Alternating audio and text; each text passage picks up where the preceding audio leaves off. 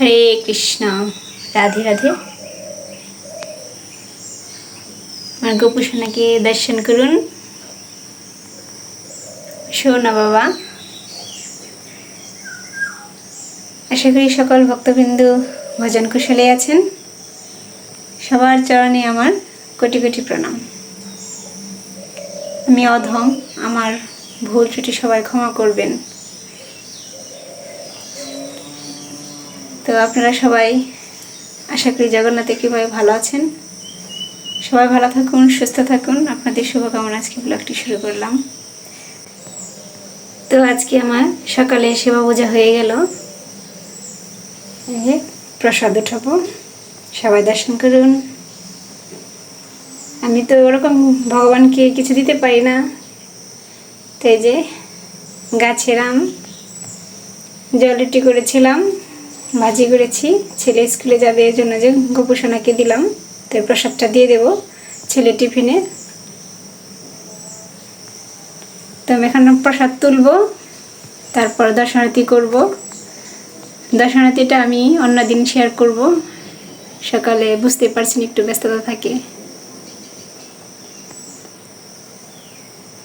আমি যে প্রসাদ তুলে নিই। শ্রীকৃষ্ণ চৈতন্য প্রভু দয়া করো মোরে, তোমা বিনা কে দয়ালু জগত সংসারে।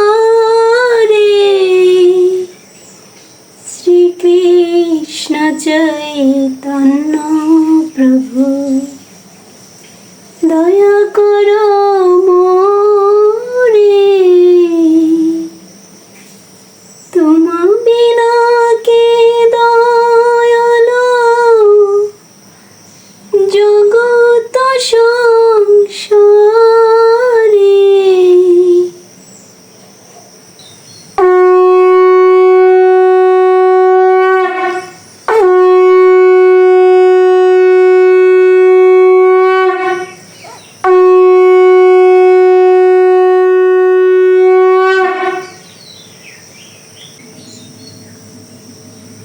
এছাড়া আরও বহু সেনানায়ক রয়েছেন যারা আমার জন্য তাদের জীবন ত্যাগ করতে প্রস্তুত। তারা সকলেই নানা প্রকার শাস্ত্রে সজ্জিত এবং তারা সকলেই সাময়িক বিজ্ঞানে বিশারদ।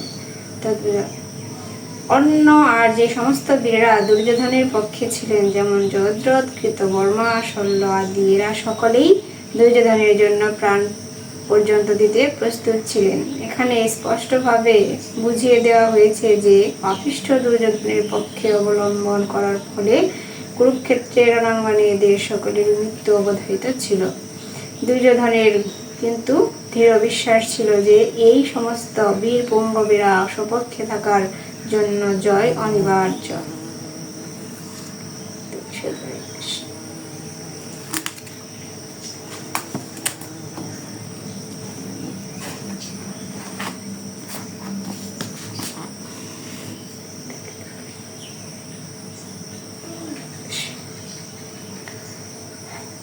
আমি যে দর্শনার্থী করলাম, তারপর আবার একটু গীতা নিয়ে বসলাম। আমি কিছু আপনাদের সাথে শেয়ার করলাম। তো আপনাদের সাথে একটি কথা শেয়ার করি, আপনাদের সাথে সব কিছুই শেয়ার করি, তো আপনারা দেখেনি। তো এক ভক্তের কথা আজকে শেয়ার করব।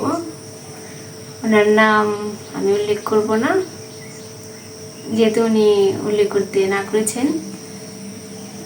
তা আপনারা দেখেন যে আমার এই গোপালকে কিন্তু সব সময় আমাদের গ্রামেরও, যদি যারা দূরে আছেন তারা খোঁজ নেবেন, দেখবেন আমাদের গ্রামেও অনেক ভক্ত আছে আমার গোপাল সোনাকে মানে কিছু প্রণামী দিয়ে যায়। তারপরে যে নতুন ধান লাগা গেল, ধান কাটা গেল, সবাই না কিন্তু কিছু ভক্ত আছে যার মন চাই, তো ওই ধান যে সিদ্ধ করে প্রথম চালটা আমার গোপাল সোনাকে দিয়ে যায় ভোগ লাগানোর জন্য। ওরকম না হোক কিন্তু গোপুসোনাকে দিয়ে যায়। তো আবার আমি অনুষ্ঠান করি, কারণ আমার আর্থিক অবস্থা আপনারা সবাই বুঝতেই পেরেছেন।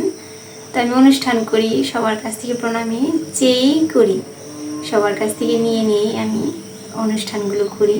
যেগুলো বড় বড় অনুষ্ঠান সেগুলো আমি সবার কাছ থেকে প্রণামী নিয়েই করি।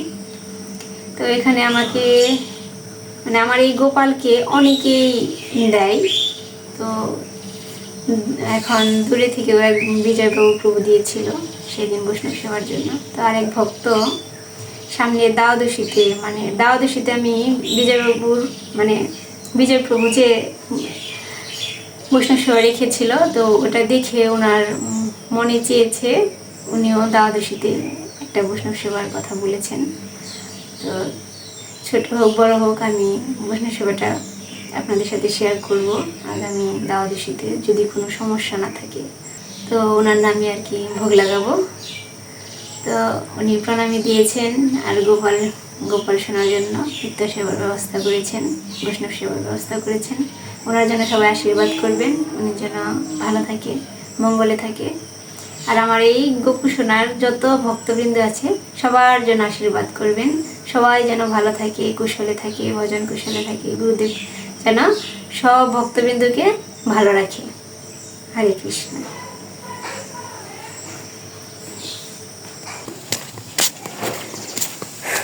এখন রান্না করবো, আজকে রোদ উঠে গেছে। বর্দি ধান ছড়িয়ে দিয়েছে।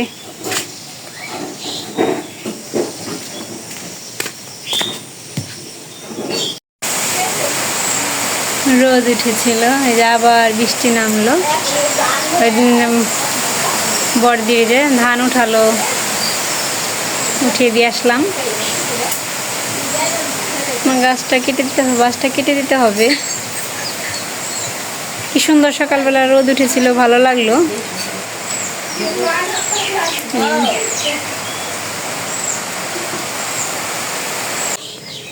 এই বৃষ্টি, এই রোদ, এই যে আবার রোদ উঠে গেল।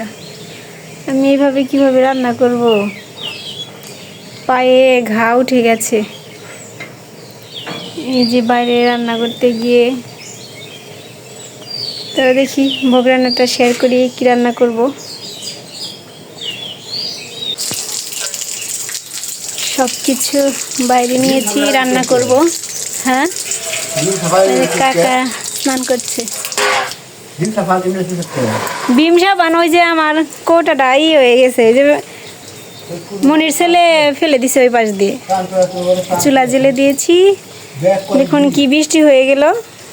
এখানে যে রান্না করব। আমাদের কলনা ফাঁকাই থাকে।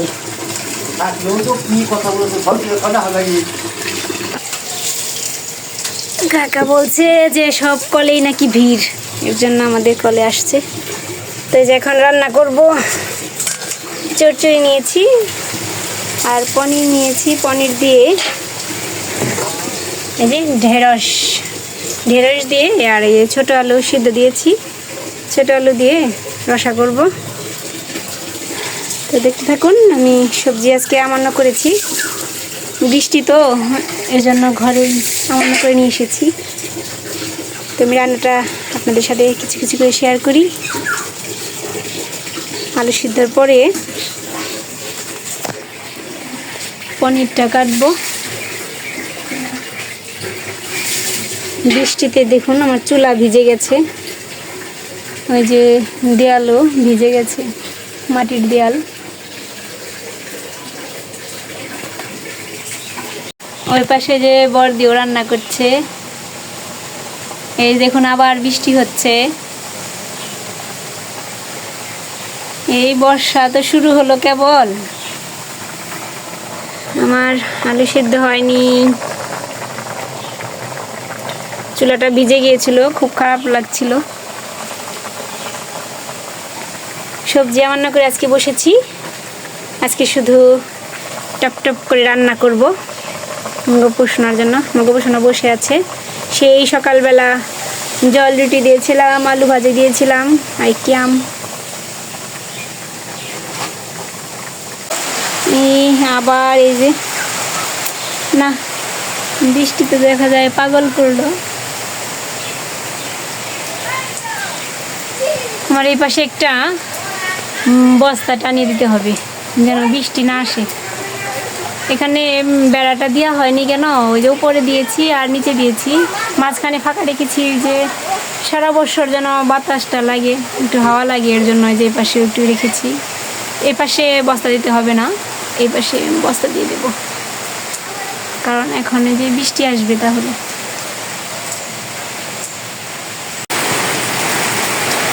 এই যে পনির বসিয়েছি, আলু ছুলছি, এই পাশে দেখুন বৃষ্টি হচ্ছে। এই যে আমি কীভাবে রান্না করি দেখুন, এভাবেই আমার জীবনটা। বৃষ্টি হচ্ছে,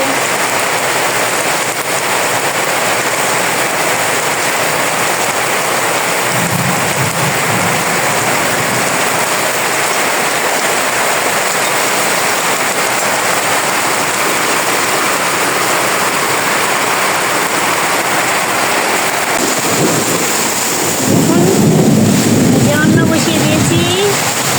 দেখুন কত কষ্ট করে রান্না করছি। হ্যাঁ, আজকে ঘরে রান্না করলে ভালো হতো। পুরা দুমে বৃষ্টি পড়ছে। এখন আমি এখন কি করব বুঝতে পারছি না। পনিরটা কেটে নিয়েছি, তো আমি রান্না করে আপনাদের ভোগ দর্শন করাবো। আজকে রান্নাটা দেখানো সম্ভব হবে না, কারণ বৃষ্টিতে আমি এখানে বসে থাকতে পারছি না। আলু ছোলা হয়নি,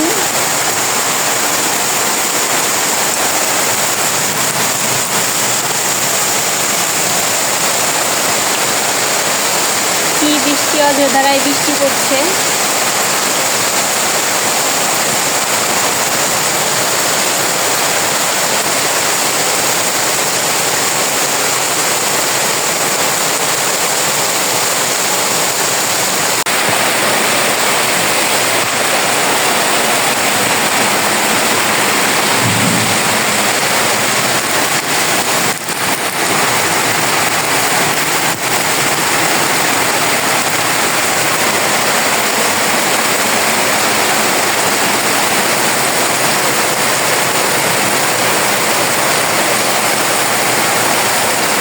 বৃষ্টি থেমে গেছে।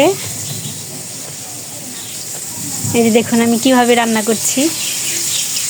আমার চচ্চড়িটা নেমেছে, পনির কেটেছি, মাখবো। এই যে আলু ভেজে নিচ্ছি। কি অবস্থা, সব কিছু মানে বৃষ্টিতে মাটি উঠে গিয়েছিল, সব ধুয়ে নিয়ে আসলাম। তো তরকারিটা এখন নামাবো, তাই হয়ে যায়। বৃষ্টিতে একেবারে আমার ঘরটা গতবার দিয়েছি তো 1 বছর, যে এখন চারপাশে আর কি ওই যে কাগজ টানিয়ে দিতে হবে।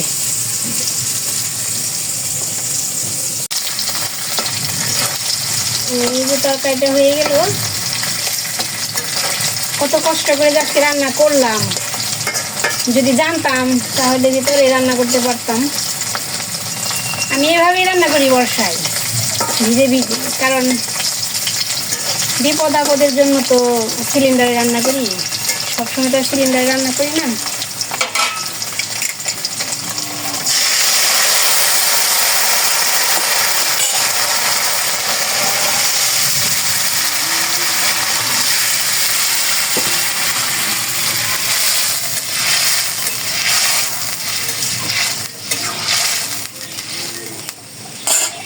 তো এই যে হয়ে গেল। এখন একটু চিনি আর গরম মশলা দিয়ে নামিয়ে ফেলবো। তো ভোগ দর্শন করাবো, দেখতে থাকুন। তো চলুন, এখন রান্না হয়ে গেছে, আমরা ঘরে যাব। যে ঘরে এসে ভোগটা সাজালাম, দেখুন কেমন অন্ধকার অন্ধকার। আবার বোধহয় বৃষ্টি আসবে। এই যে ভোগটা সাজালাম, এখন একটি করে তুলসী পাতা দিয়ে দেবো।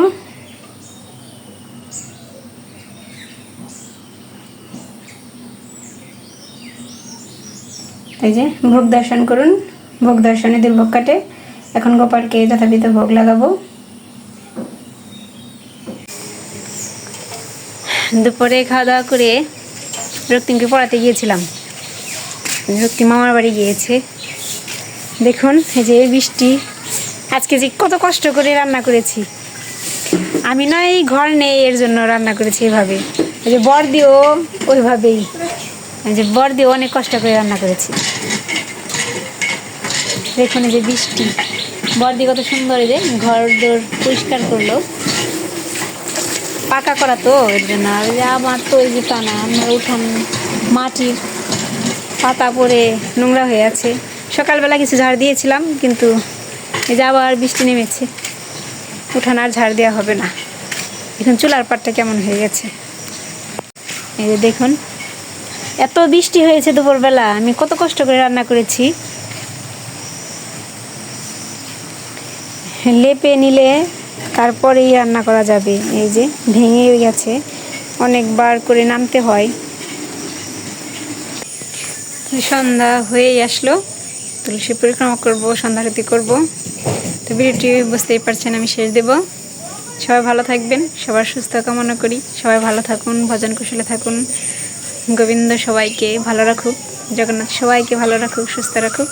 তো সবাই ভালো থাকবেন। তার আগে একটি কথা, আমাকে অবশ্যই সাবস্ক্রাইব করবেন। যারা সাবস্ক্রাইব করেছেন তাদের অসংখ্য অসংখ্য ধন্যবাদ। আর যারা করেননি তারা আমাকে একটু সাবস্ক্রাইব করে দেবেন আর আমার পাশে থাকবেন। সবাই ভালো থাকবেন। হরে কৃষ্ণ।